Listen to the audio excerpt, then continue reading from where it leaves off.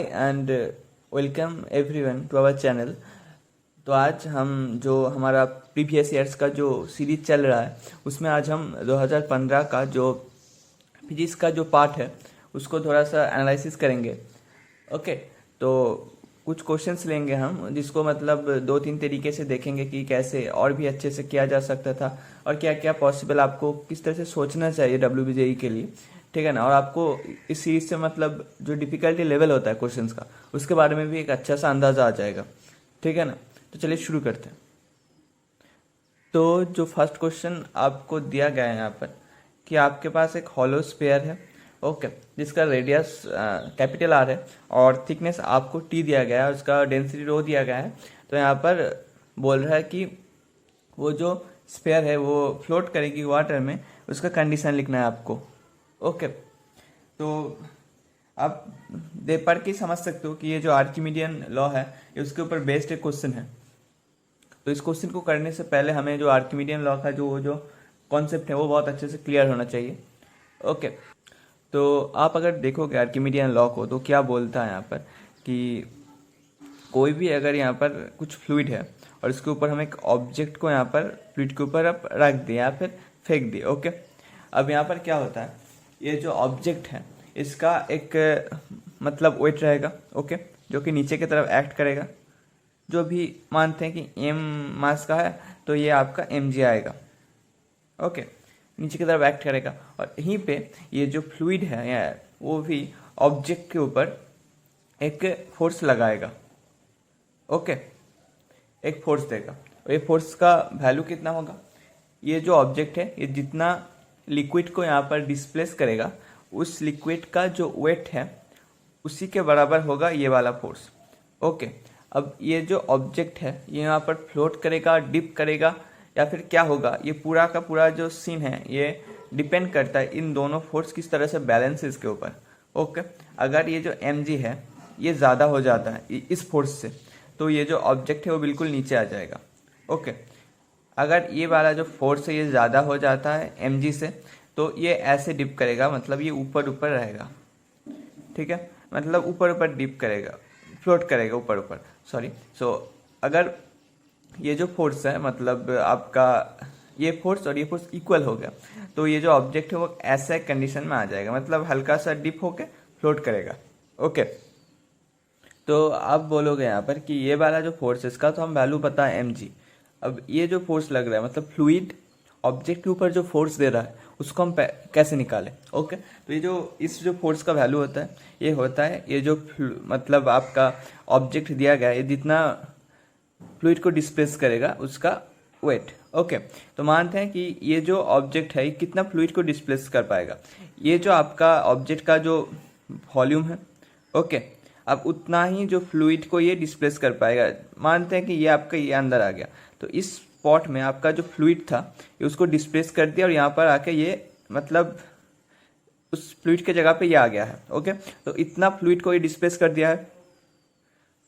तो आप देख ही सकते हो यहाँ पर कि जो ऑब्जेक्ट है उसका मतलब जो वॉल्यूम है उसी वॉल्यूम का फ्लूइड भी डिस्प्लेस होगा। ओके, तो आप देखोगे यहाँ पर कि तो हम इस जो डिस्प्लेस फ्लूइड है उसका वॉल्यूम तो ये जो भी वॉल्यूम है मानते हैं कि इसका ऑब्जेक्ट का वॉल्यूम के साथ इक्वल है। अगर यहाँ पर हम मानते हैं कि ये जो फ्लूइड का कुछ डेंसिटी है मानते हैं कि सिग्मा डेंसिटी है, सिग्मा इनटू ये आपका मास आ गया और ये आपका जी हो गया, तो ये आपका वेट बन जाता है। तो यही फोर्स ऊपर की तरफ एक्ट करेगा यहाँ पर ऑब्जेक्ट के ऊपर फ्लूइड के द्वारा। ओके, फ्लूइड ऑब्जेक्ट के ऊपर इतना फोर्स लगाता है। ये वॉल्यूम किसका है, वॉल्यूम वो जो आपका ऑब्जेक्ट है उसका वॉल्यूम है, सिग्मा आपका वो मतलब फ्लूइड का सिग्मा है मतलब डेंसिटी है, और यहाँ पर जी तो जी है। ओके, तो हम इस क्वेश्चन को अब देखेंगे अच्छे से। यहाँ पे आपको जो ऑब्जेक्ट दिया गया है वो है आपका जिसका आपका रेडियस है आर, ओके, रेडियस है आर और इसका जो थिकनेस वो आपको टी दिया गया। तो इसका मतलब है कि ऐसे मतलब आप इसको टी मान लो तो एक ऐसे मतलब ये हॉलो स्फीयर है। ओके, मतलब अंदर कुछ नहीं है, बस ऐसे एक टी मतलब थिकनेस से बनी हुई है, ठीक है, ये टी है आपका।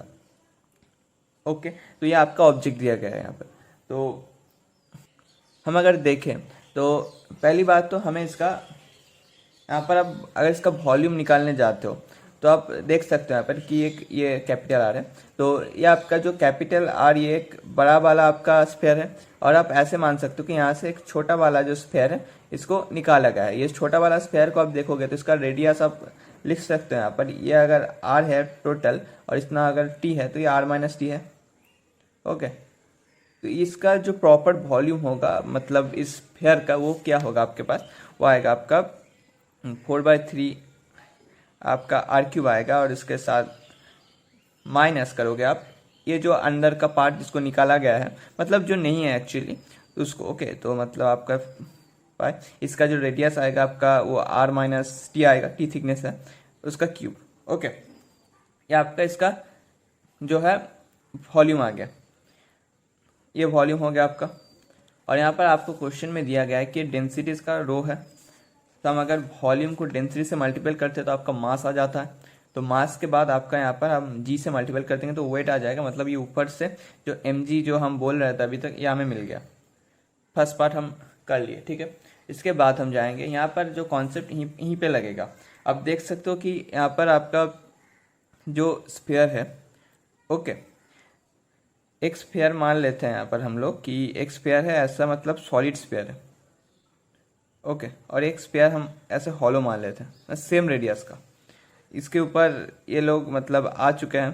तो हम देख सकते हैं यहाँ पर कि ये जो हॉलो जो आपका स्फीयर है और ये जो स्फीयर है दोनों का ही मतलब आपका जो आर है वो सेम है। ओके, तो यहाँ पर अगर ये लोग आते हैं तो दोनों ही आप समझ सकते हो यहाँ पर कि दोनों ही, ये अगर यहाँ पर आ जाता ये यहाँ पर आ जाते तो दोनों ही सेम टू सेम आपका जो वॉल्यूम है वो ऑक्यूपाई कर रहा है। ठीक है, क्योंकि ये आर्किमिडियन लॉ में बोला ही गया है कि पूरी तरह से वॉल्यूम के ऊपर डिपेंड करेगा, मास किसी भी मतलब फैक्टर नहीं है यहाँ पर। तो यहाँ पर ये हॉलो है या फिर सॉलिड है इसके ऊपर कुछ डिपेंड नहीं करता, दोनों ही सेम टू सेम आपका वॉल्यूम भी ऑक्यूपाई करेगी। ठीक है, तो आप यहाँ पर अगर देखोगे ये जो स्फीयर है इसके लिए अगर ये स्फीयर जाती है लिक्विड के अंदर, यानी कि आप हमें वाटर दिया है वाटर के अंदर, और ऐसा ही एक सेम टू सेम अगर एक ऐसा मतलब एक स्फीयर भी जाता जिसका मतलब रेडियस आर था, मतलब कैपिटल आर था, तो सेम टू सेम ही ऑक्यूपाई करेगा स्पेस। ठीक है, यहाँ पर ये जो फ्लूइड यहाँ ये नहीं देखते इसके अंदर क्या है, ये हॉलो है या फिर सॉलिड है, फ्लूइड बस देखते हैं उसका बाहर का मतलब वॉल्यूम कितना है। ठीक है, मतलब बाहर का वो कितना जगह वो ऑक्यूपाई कर रहा है। तो यहाँ पर आप बोल सकते हो कि यहाँ पर जो आपका ये फ्लूइड वाटर जो है ये स्फीयर है जो ऑक्यूपाई करेगा वो इससे बराबर होगा। ठीक है, तो अब इसका आपका वॉल्यूम क्या आएगा 4/3 पाई आपका आर क्यूब।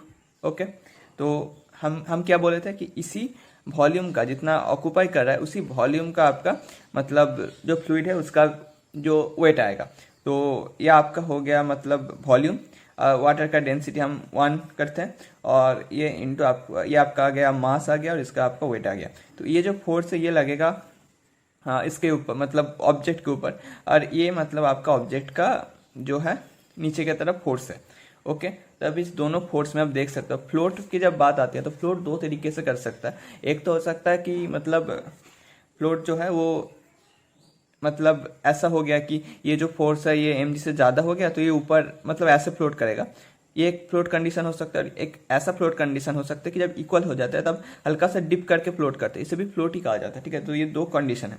तो हमने फ्लोट करने के लिए हमें या तो ये जो है मतलब जो लिक्विड आपका ऑब्जेक्ट के ऊपर फोर्स लगा रहा है उसको इससे ज़्यादा होना पड़ेगा या फिर इक्वल होना पड़ेगा। ठीक है, दोनों कंडीशन में फ्लोट करेगा। तो हम देखते हैं, हम इसको अप्लाई करते हैं। तो आप देख सकते हैं यहाँ पर 4/3 पाई आर क्यूब इंटू जी आपका या इसको या तो ज़्यादा होना पड़ेगा, अगर ज़्यादा हो जाते हैं तो अच्छी बात है ऐसे फ्लोट करेगी, अगर इक्वल हो जाता है तब भी आपका मतलब इस तरह से डिप करके फ्लोट करेगी। ओके, तो ये आपका इससे ज़्यादा होना पड़ेगा जितना फोर्स mg मतलब उसका वेट के लिए लग रहा है। तो यहाँ पर आपका 4/3 pi r cube okay minus 4/3 pi r minus t का होल क्यूब, ये रो इंटू जी। तो ये आपका कंडीशन आ गया। यहाँ से जो आएगा इसको सॉल्यूशन करके तो देखते हैं क्या आता है। यहाँ पर जी आपका चला गया। तो इसके बाद हम अगर 4/3 पाई हम निकाल लेते हैं तो यहाँ पर ये भी चला जाएगा 4/3 पाई 4/3 पाई। तो हमें पड़ा क्या है यहाँ पर देख सकते हो, यहाँ पर बस r³ है आपके, यहाँ पर आपका ये r³ है माइनस आपके पास यहाँ पर 4 पाई तो चला गया यहाँ पर, तो यहाँ पर r - t इसका आपका होल क्यूब है। तो इसके बाद हम यहाँ पर मतलब एक एसम्पशन लेंगे, यहाँ पर देख सकते हो कि r³ तो यहाँ पर है, माइनस हम यहाँ से r³ अगर कॉमन लेते हैं तो यहाँ पर आपका 1 - t/r इसका होल क्यूब आ जाएगा।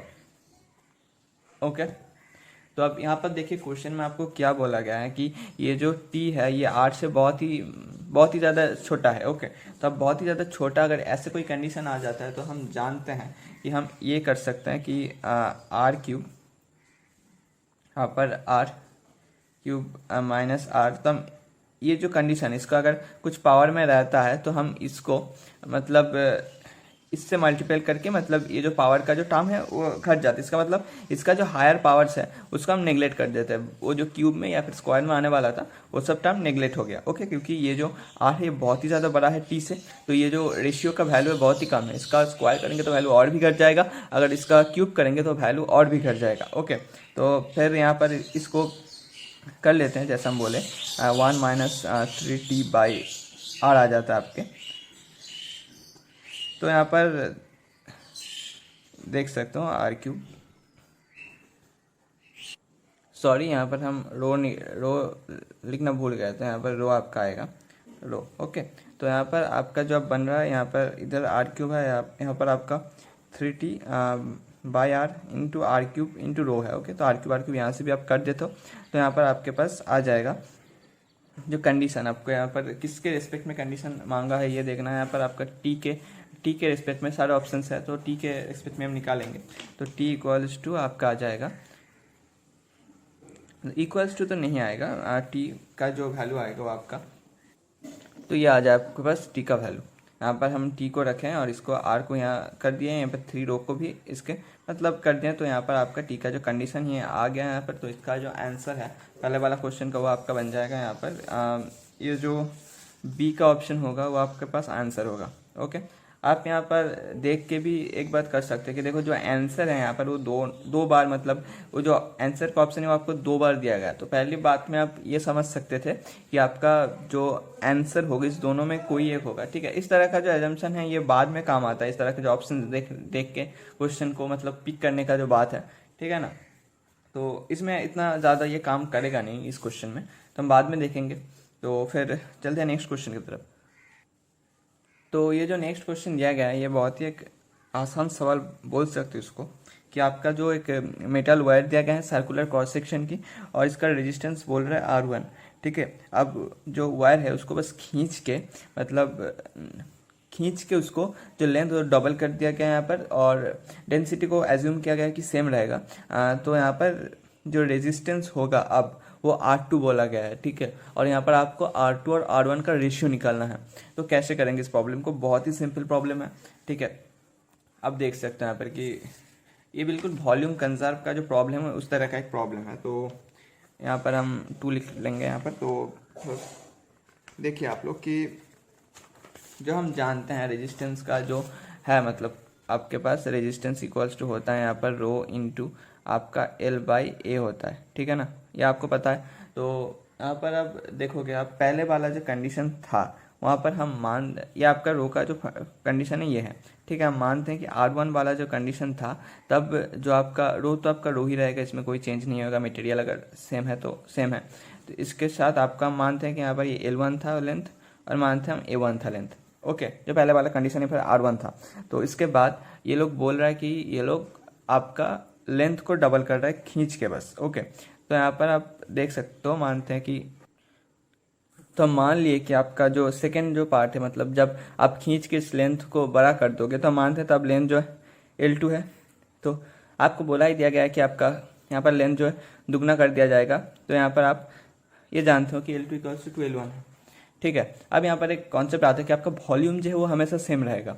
ठीक है, तो यहाँ पर वॉल्यूम सेम रहेगा, इसका मतलब है कि आपका वॉल्यूम मतलब क्या होता है यहाँ पर कि L1 A1 ये इसका वॉल्यूम है। ठीक है, फर्स्ट केस में अब सेकंड केस में क्या होगा, यहाँ पर सेकंड केस में आपका L2 मानते हैं कि सेकंड जो आएगा केस में उसमें, अब देखिए ऐसा है मतलब आपके पास वायर था, अब इसको खींच के ऐसा बना दिया गया है। अब वॉल्यूम अगर सेम है तो ये चेंज कितने होगा, इसमें जो क्रॉस सेक्शन है ये बस और भी छोटा हो जाएगा, ये लेंथ में क्योंकि बढ़ गया। आप रिलेट कर सकते हो यहाँ पर, ये जो था इसमें क्रॉस सेक्शन ज़्यादा था, पर खींचते हैं तो यहाँ पर क्रॉस सेक्शन कम होगा और लेंथ बढ़ जाएगा। ओके, तो मानते हैं तब जो ये आगे वो L2 आएगा, A2 आएगा। ओके, तो अब इसके बाद देख सकते हो कि आप यहाँ पर वैल्यू जानते हो इस बीच रिलेशन, यहाँ पर L2 और L1 के बीच। तो आप ये कर दो कि यहाँ पर आप ये कर दो कि आप L2 यहाँ पर लेके चले जाओ, A2 को यहाँ पर लेके चले जाओ, तो L2 by L1 A1 by A2। ठीक है, आप देख सकते हैं यहाँ पर L2 बाई L1 हम लिखेंगे तो ये 2 होगा, यहाँ पर A1 बाई A2 का वैल्यू आपका 2 आ रहा है। ठीक है, तो इसको अब पहले हम बिल्कुल जो मेथड है उससे करेंगे, फिर एक नॉर्मल मतलब आप देख के गए समझ सकते हो, ऐसा भी एक ट्रिक बोलेंगे। ठीक है ना, तो फिर आप देख सकते हो A2 बाई A1। तो आप जानते हो यहाँ पर कि R2 का जो केस आएगा उसमें जो आपका आएगा ये रो इंटू आपका L2 बाई A2 आएगा। ठीक है, अब आपको दोनों का रेशियो निकालना है। ठीक है ना, R2:R1 आपको क्वेश्चन में गिवन है, तो आपको R2 बाई R1 करना है। तो यहाँ पर आप रो तो पहले ही कट जाएगी।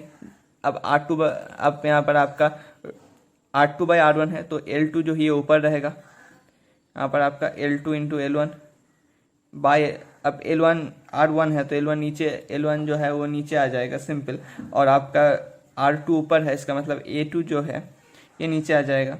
तो A2 अब ये R1 नीचे है तो ये मतलब A1 जो है ऊपर चला जाएगा, तो A1। ओके, अब यहाँ पर आपको देखो ये दोनों रेशियो का जो वैल्यू है पता है, वो है यहाँ पर L2 बाई L1 का जो वैल्यू आपका आया था, यहाँ पर देख सकते हो L2 बाई L1 अगर करें तो यहाँ पर आपका 2 रह जा रहा है, तो यहाँ पर 2 इंटू यहाँ पर आपका A1 बाई A2 का जो वैल्यू आपका आ चुका है 2। ओके, तो यहाँ पर आपको मिल रहा है कि आपका R2 बाई R1 का जो रेशियो है यहाँ पर, तो आपको ये आ रहा है 4/1, यानी कि 4:1। ओके, अब इसका एक नॉर्मल मतलब ट्रिक भी है, ट्रिक कह सकते हो इस तरीके से कि आपको यहाँ पर पढ़ के समझना है क्वेश्चन को। यहाँ पर बोल दिया गया है कि आपका जो मतलब वो जो वायर था उसको खींच के मतलब लंबा किया गया, अगर लंबा किया जाता है L तो आपका L बढ़ रहा है, इसका मतलब क्या, उसका रेजिस्टेंस बढ़ रहा है, और उसी के साथ साथ उसका अगर लंबा होता है तो उसका क्रॉस सेक्शन भी घटेगा, और क्रॉस सेक्शन घटेगा तो मतलब उसका जो क्रॉस सेक्शन के साथ साथ रेजिस्टेंस मतलब आप कह सकते हो और क्रॉस सेक्शन बढ़ता है तो रेजिस्टेंस आपका घटता है। ओके, क्योंकि यहाँ पर जो इलेक्ट्रॉन्स है उसको मूव करने के लिए ज़्यादा पेस मिलेगा क्रॉस सेक्शन अगर बड़ा है तो। ठीक है, तो यहाँ पर क्रॉस सेक्शन घट रहा है, इसका मतलब आपका रेजिस्टेंस भी बढ़ रहा है। ओके, तो यहाँ पर दोनों फैक्टर है कि रेजिस्टेंस बढ़ रहा है, तो आपको यहाँ पर पहली बात तो ये आना चाहिए दिमाग में कि यहाँ पर ऐसा कुछ तो नहीं होगा कि आपका 1:4 इस टाइप का तो आंसर नहीं आएगा। इधर अगर कुछ बड़ा है वही आंसर आ सकता है। ठीक है, अगर यहाँ पर और एक चीज़ की अगर L1 आपका चेंज हो रहा है, मतलब L आपका चेंज हो रहा है, तो उसके साथ A भी चेंज होगा। अगर A भी चेंज होगा तो रेजिस्टेंस में कुछ ना कुछ तो चेंज आएगा। तो पहली बात यहाँ पर आप 1:1 तो ऐसे ही चलेगा, यहाँ पर 1:2 और यहाँ पर आपका 4:1 और 1:4 का आंसर है। तो आप यहाँ पर 1:2 तो होगा नहीं, क्योंकि यहाँ पर आपका क्या केस हो रहा है, यहाँ पर जो R2 है उसका रेजिस्टेंस घट रहा है, तो ऐसा तो बिल्कुल भी नहीं होगा क्योंकि L बढ़ रहा है, A छोटा हो रहा है। आप यहाँ पर क्वेश्चन को पढ़ के देख लिए, तो यहाँ पर एक ही आपका ऑप्शन बचता है, यहाँ पर 4:1। अगर थोड़ा सा दिमाग लगाते हो तो बस ऑप्शन पर ही आप क्वेश्चन को लगा सकते हो। ठीक है, इसके बाद हम थर्ड क्वेश्चन देखते हैं। तो थर्ड क्वेश्चन एक मतलब वो डायोड का क्वेश्चन है, पीएन डायोड का। ठीक है ना, अब यहाँ पर आपको बस फॉरवर्ड और मतलब फॉरवर्ड बायस और नेगेटिव बायस जो होता है मतलब वो आपको समझना है, बस ये क्वेश्चन डन। ओके, तो ये आप देख सकते हो ये इसका बैटरी का पॉजिटिव है, नेगेटिव है। अब इस बैटरी का पॉजिटिव के साथ इसका एन जो है कनेक्ट है, और पॉजिटिव के साथ एन कनेक्ट है, वो रिवर्स बायस में है। ओके, अगर यहाँ पर ये देखा पॉजिटिव के साथ इसका पी जो है वो पी मतलब टर्मिनल कनेक्ट है, मतलब ये फॉरवर्ड बायस में है। ठीक है, अब क्वेश्चन में क्या बोला गया है कि अगर फॉरवर्ड बायस में रहता है तो रेजिस्टेंस 50 ओम है, अगर रिवर्स बायस में रहता है तो इनफाइनाइट है। ओके, तो इनफाइनाइट रेजिस्टेंस का मतलब क्या, ये जो वायर है इनफाइनाइट रेजिस्टेंस का होगा, तो इसमें कुछ भी करंट नहीं जाएगा। ओके, मतलब करंट इसमें 0 है, तो मतलब इस पूरा वायर को आप बिल्कुल नेग्लेक्ट कर सकते हो। हो गया। अब इसके बाद आप बस ये जो वायर आपके पास है इसका रेजिस्टेंस निकालोगे। इसका 150 है, इसका 50 है, और इसका बोला गया है अगर फॉरवर्ड बायस में होता है तो जो डायोड होता है उसका रेजिस्टेंस आता है आपका 50 ओम। तो ये भी आपका 50 ओम, मतलब इसको आप एक मतलब वो जो रेजिस्टेंस है उससे कंपेयर कर सकते हो 50 ओम की। तो टोटल आपका रेजिस्टेंस आ रहे हैं यहाँ पर 50, 50, 150, टोटल 250 रेजिस्टेंस आ रहे हैं। 250 मतलब 10/250 जो आएगा ये सीरीज में है, तो हर एक मतलब रेजिस्टेंस में सेम करंट है। तो आपका यहाँ पर 150 ओम का जो रेजिस्टेंस है उससे जो करंट फ्लो होगा वो आपका 10/250 जो भी आंसर आता है। ठीक है, ये हो गया आपका। अब आते हैं चौथा क्वेश्चन में। चौथा क्वेश्चन भी आप कहीं तरीके से कर सकते हो, ठीक है ना। तो हम इसके लिए आपको दो टेक्निक बोलेंगे। एक तो ऑप्शन देख कर आप बोल सकते हो, उसके पहले हम देखेंगे कि आप कन्वेंशनली कैसे कर सकते हो वो देखेंगे। ठीक है, कन्वेंशनली आप बहुत तरीके से कर सकते हो, पर एक सिंपल जो मेथड होता है वो बोलूँगा आपको, और उसके बाद आप देखेंगे कि ऑप्शन देख के भी आप इसका एक मतलब एक ईजियर सोल्यूशन निकाल सकते हो।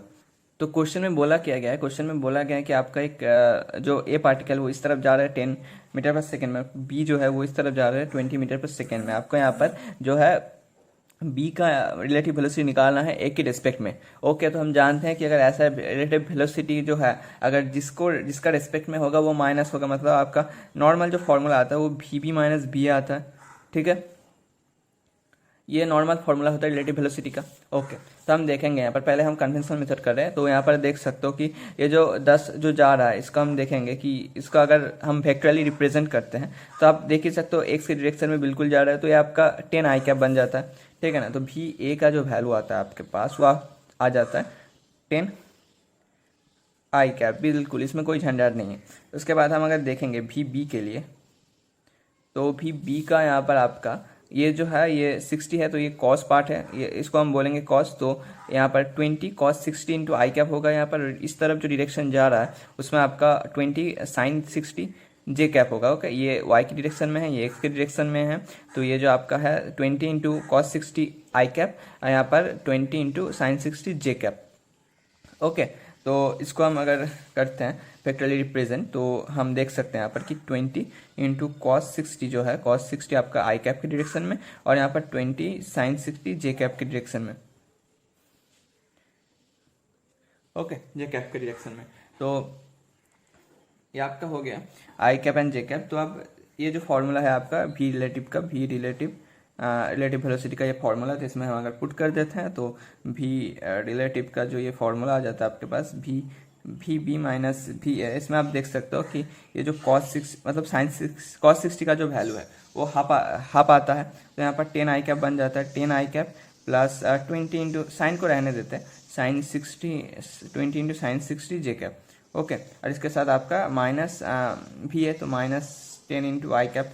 तो यहाँ पर अब 10 जा रहा है यहाँ पर, और आपके पास 20 इंटू साइन 60 का जो वैल्यू है वो आपका √3/2 है, तो जे कैप। तो इसको आप यहाँ पर अब 10√3 जे कैप।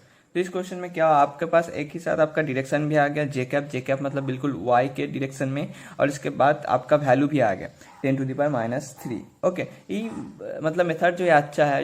इससे भी आप अगर बोलते हो एक और मेथड के बारे में, तो कुछ ऐसा होगा वो मेथड कि आपको यहाँ पर देख लो कि आपको ये जो मतलब डायरेक्शन है इसको आपको थोड़ा सा मतलब तकलीफ हो सकती है, डायरेक्शन मतलब जो डायरेक्शन दिया गया है उसको निकालने में।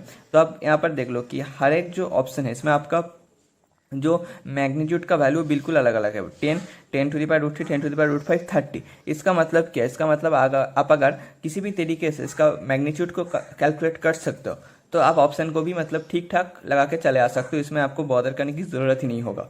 ठीक है, तो इसमें एक अच्छा ये मतलब आपको अच्छा कैच दे दिया है यहाँ पर। तो आप यहाँ पर मैग्नीट्यूड को कैसे कैलकुलेट कर सकते हो, जो आपका फॉर्मूला है आपके पास √a² + b² - 2ab cos theta, वहाँ से बस आप इस दोनों का मैग्नीट्यूड निकाल दीजिएगा। उसमें आप देखेंगे कि 10√3 आ जाएगा, और यहाँ पर टिक करके चला आना है।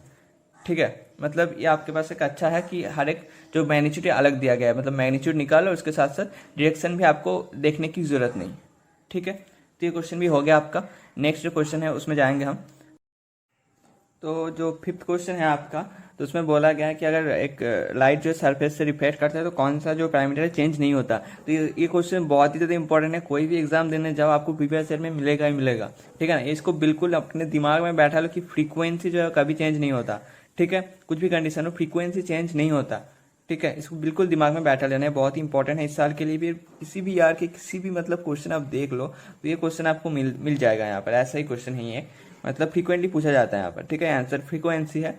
ठीक है, तो आगे बढ़ते हैं। यहाँ पर जो सिक्स क्वेश्चन है उसको देखते हैं, जिसमें बोला गया है कि एक जो आपका सॉलिड है वो उसका टेम्परेचर T1 डिग्री है और इसको एक इवैक्यूएटेड चेम्बर, इसका मतलब है जिसमें एयर नहीं है बिल्कुल, उस तरह के एक चेम्बर में रखा गया है जिसका जो टेम्परेचर वो T2 डिग्री सेंटीग्रेड है। यहाँ पर T2 बहुत ज़्यादा बड़ा है T1 से। तो रेट ऑफ चेंज मतलब आपका एब्जॉर्ब्ड बाय द बॉडी, जो आपका बॉडी जिस रेट से यहाँ पर एब्जॉर्ब करेगा उसका प्रोपोर्शनलिटी निकालना है, मतलब किसके साथ प्रोपोर्शनल होगा वो क्वांटिटी। ओके, तो देखते हैं इस क्वेश्चन को लेकर बहुत ही ज़्यादा मतलब कुछ एक कंट्रोवर्सी टाइप क्वेश्चन है ये।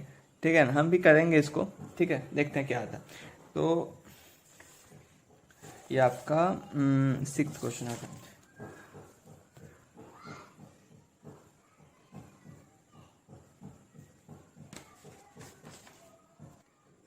चलिए देखते हैं। तो आपको यहाँ पर स्टीफन का जो लॉ है वो पता होना जरूरी है। यहाँ पर आपको पता है कि अगर एक रेडिएट कर रहा है कोई भी ऑब्जेक्ट अपना हीट, तो उसका जो रेट आता है आपका, मानते हैं हम उसको dq बाई आपका dt। यहाँ पर आपके उसके साथ ही साथ वो यूनिट आपका यूनिट एरिया में भी होता है, तो जो प्रोपोर्शनल होता है उसके ये आपका टी के साथ प्रोपोर्शनल होता है। यहाँ पर टी क्या है, टी जो है ये आपका उसका जो टेम्परेचर, मतलब टेम्परेचर भी नहीं कह सकते, मतलब केल्विन स्केल में इसका जो टेम्परेचर आता है उसके साथ प्रोपोर्शनल होता है। ठीक है, यहाँ पर जो आपका ये है स्टीफन बोल्ट्जमैन का फॉर्मूला कहते हैं इसको। ठीक है, इसको हम मतलब उस हिसाब से नहीं लिखे हैं, बस प्रोपोर्शनलिटी के साइन में लिखे आपको ही चाहिए। ओके, तो आप यहाँ पर देख सकते हो कि यहाँ पर आपके पास जो ये आपके पास टी मतलब दिया गया है, जो आपके पास चेम्बर जो है वो किस रेट में आपका रेडिएट करेगा, चेम्बर जो है वो आपका रेडिएट करेगा यहाँ पर। इसका केल्विन स्केल में इसका जो है मतलब 273 प्लस T2, ये आपका केल्विन स्केल में आ गया। तो इसके साथ आपका हम देखते हैं, अगर चेम्बर की देखते हैं रेडिएशन ऑफ चेम्बर अगर हम देखते हैं तो ये आपका प्रोपोर्शनल होगा। यहाँ पर T2 अगर इस मतलब है इसका टेम्परेचर, तो केल्विन स्केल में आएगा यहाँ पर 273 प्लस T2। ओके, तो इसके साथ आपका 2⁴। ठीक है, और यहाँ पर आपका अगर ये जो ऑब्जेक्ट है उसका जो T1 है, तो आपका यहाँ पर वो जो ऑब्जेक्ट का होगा वो प्रोपोर्शनल होगा आपका यहाँ पर 273 plus T2 4 T⁴ T1 sorry T1⁴।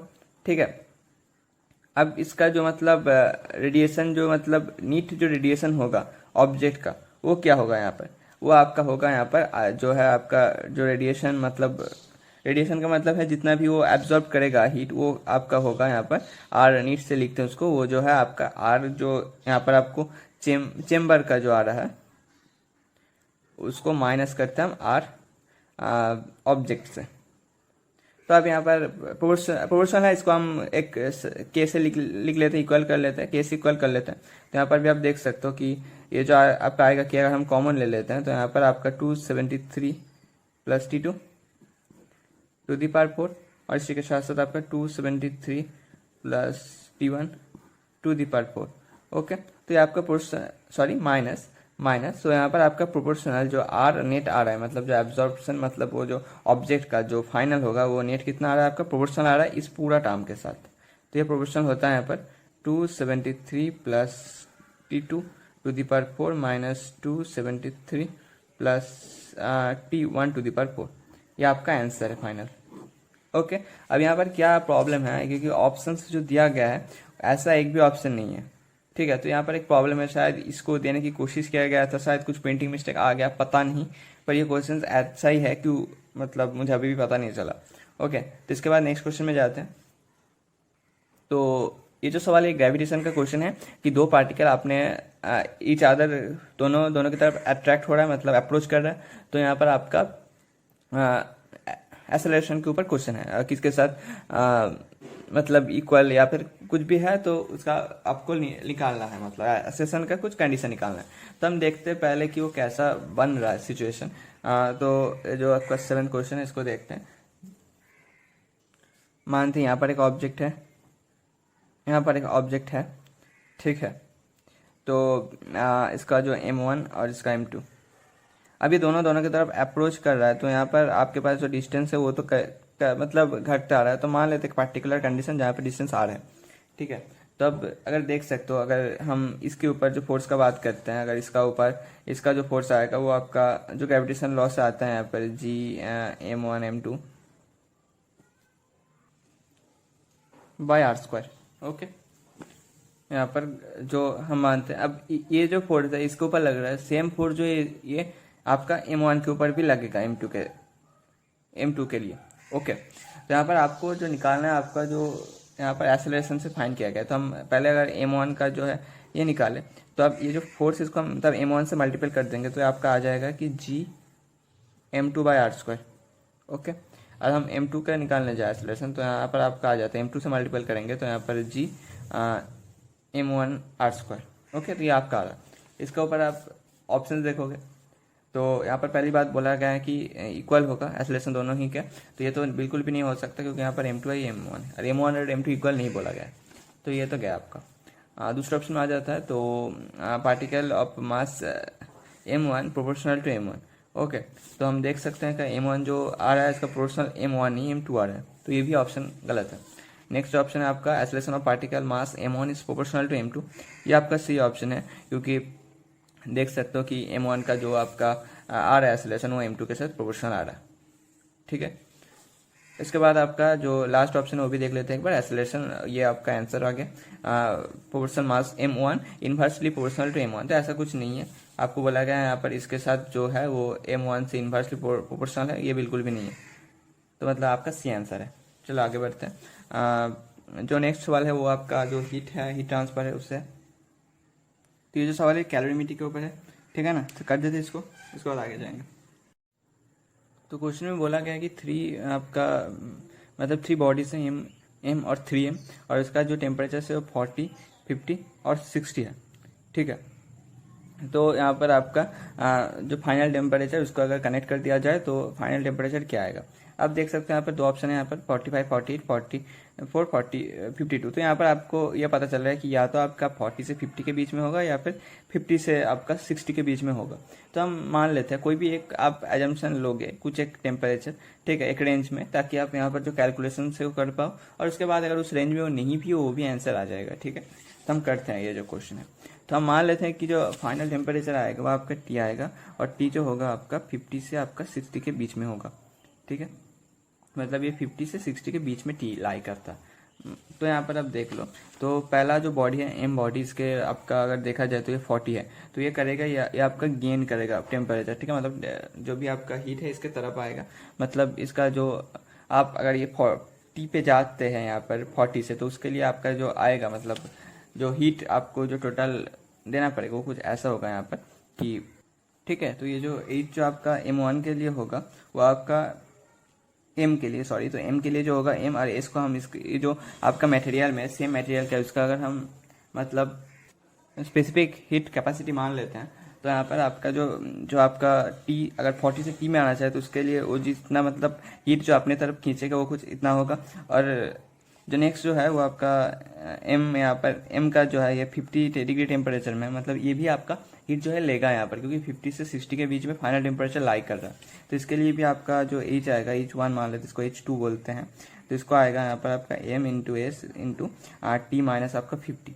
अब जो ये फाइनल वाला है आपका 3M, तो इसके लिए क्या होगा, 60 में है, तो 60 में है, अगर 50 से 60 के बीच में लाई करता है तो आपका हीट मतलब रिलीज करेगा, ठीक है। तो अगर हीट रिलीज करता है तो आपका इसका जो आएगा, हम H3 मान लेते हैं, तो ये हीट अपने से रिलीज कर रहा है, तो आपका 3M इंटू ये तो S है इंटू आपका 60 माइनस T, ओके, ये आपका हो गया। तो इसके बाद ये क्या हुआ है, एक रिलीज होने वाला हीट ये है और ये दोनों आपका हीट ले रहा है, तो जो टोटल ये रिलीज करेगा उतना हीट ये दोनों पाएगा, ओके। तो मतलब ये दोनों का जो सम होगा ये इससे इक्वल होगा, ओके। तो बस कर देते उससे इक्वल। यहाँ पर आपका H3 equal to H1 plus H2, तो यहाँ पर 3m/h 60 माइनस टी और इक्वल्स टू आएगा, हम एम को कॉमन रखते हैं तो यहाँ पर आएगा t-40 प्लस आपका t-50। Okay, t-50। तो यहाँ पर एम हम मतलब कैंसिल हो गया। इसके साथ साथ आप 180 माइनस 3t इक्वल्स टू आपका आएगा यहाँ पर t 2t-90। तो आप इसको अगर आप इस तरफ लेके जाते हो, यहाँ पर आपका एक्चुअली आ रहा है यहाँ पर 5t इक्वल्स टू 180 प्लस 90, इसका मतलब 270 और इसके साथ t इक्वल्स टू आएगा आपका यहाँ पर 5 एंड 20 सो 54। ओके, तो 54 डिग्री सेंटीग्रेड आपका आएगा जो आपका फाइनल टेम्परेचर होगा। ठीक है, तो ये हो गया आपका यहाँ पर जो 54, यहाँ पर बी ऑप्शन है, बी ऑप्शन आंसर होगा। तो इसके बाद आगे बढ़ते हैं। जो 9th क्वेश्चन में आपको बोला गया है कि एक आपका सैलाइट का काइनेटिक एनर्जी अगर के है, अगर पोटेंशियल एनर्जी आपका भी है और टोटल एनर्जी ई है, तो कौन सा स्टेटमेंट जो है ट्रू है। ठीक है, तो यहाँ पर आपको करना क्या है, तो आप जानते हो यहाँ पर जो एक अगर हम एक सैटेलाइट की बात करते हैं तो वो अगर वो अर्थ के चारों तरफ राउंड कर रहा है, तो अर्थ का जो मतलब अगर मास हम m मान लेते हैं, सैटेलाइट का छोटा m मान लेते हैं, तो आप जानते हो यहाँ पर उसके ऊपर फोर्स कितना लगता है कि आपके पास g आपका m अगर उसका जो मतलब जिस पाथ में वो रोटेट कर रहा है उसका अगर रेडियस r है तो r ओके इसका स्क्वायर आता है। अब अगर आप जानते हो इसके बाद अगर हम इसका u निकालते हैं तो u कुछ इससे ही मतलब जुड़ा आता है, क्योंकि आप इंटीग्रेशन करते हो इनफाइनाइट टू, तो ओके इनफाइनाइट इंटीग्रेशन करोगे तो आपका यहाँ पर आ जाएगा g m माइनस होता है जो भी आपका पोटेंशियल है, तो ये आपका r बस r आ जाता है। ठीक है, u के लिए तो ये आ गया यहाँ पर आपके पास। और आप ये भी जानते हो कि ये जो फोर्स इसके वजह से वो जो आपका राउंड करता है, तो ये इक्वल्स टू आपका mv²/r आ जाएगा, मतलब mv²/r आ जाएगा। तो यहाँ पर आप अगर जो r और r को भी यहाँ पर कर देते हो, यहाँ पर हाफ अगर ले लेते हो यहाँ पर, तो इस तरह भी आपको हाफ लेना पड़ेगा, हाफ। तो आपका जो काइनेटिक एनर्जी आपका आ रहा है, आपका काइनेटिक एनर्जी यहाँ पर आपको k से डिनोट किया गया है, तो k इक्वल्स टू आपका आ रहा है, देख सकते हो g/2r। और पोटेंशियल एनर्जी आपका आ रहा है -gmm/r। ओके, तो यहाँ पर आपका जो बोला गया है आपका आप यहाँ पर देख सकते हो कि ये जो gmm/r है इसको हम u से रिप्लेस करते हैं, -u से रिप्लेस कर सकते हैं, बस कर दीजिए -u से रिप्लेस। तो यहाँ पर आ जाएगा आपका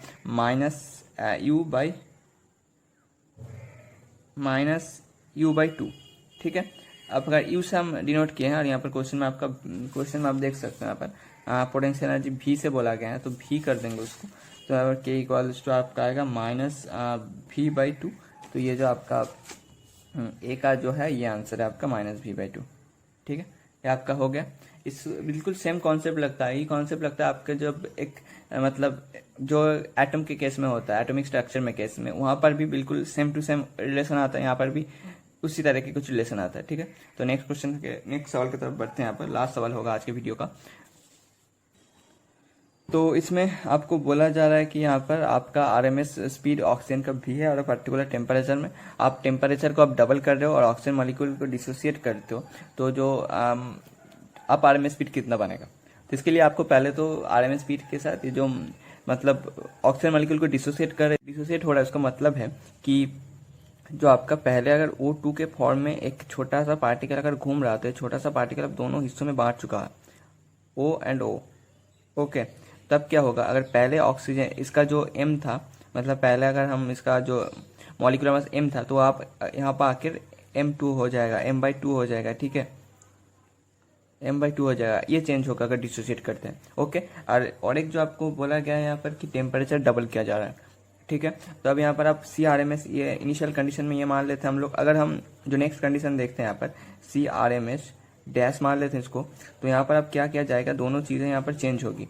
एक तो यहाँ पर आपका वो लोग जो टेम्परेचर का डबल करने वाला है, टेम्परेचर को हम डबल कर दिए, और यहाँ पर जो एक जो ऑक्सीजन था इसको मानते हैं हम m, ये 32 होगा। यहाँ पर ये दोनों पार्ट में अगर आ जाते हैं यहाँ पर, तो यहाँ पर हाफ हो जाएगा, m/2। एक जो छोटा सा पार्टिकल जो घूम रहा था उसका जो मास है वो हाफ हो रहा है। ओके, तो ऑक्सीजन O2 है, आपको पता है, तो यहाँ पर आपका m/2 आ जाएगा। तो अगर यहाँ पर आपको 2 ऊपर चला जाता है यहाँ पर, तो 2 × 2 4, तो 4 अगर निकल जाता है तो 2 × 3 RT बाई एम।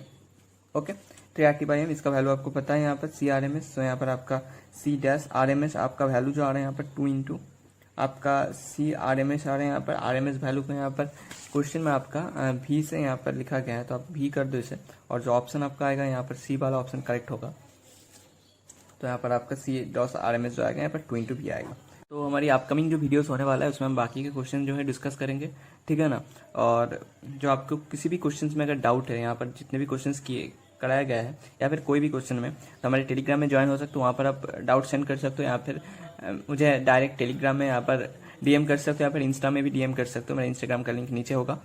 ओके, सो ऐसे सपोर्ट करते रहे हमें, और ओके, तो मिलते हैं नेक्स्ट वीडियो में।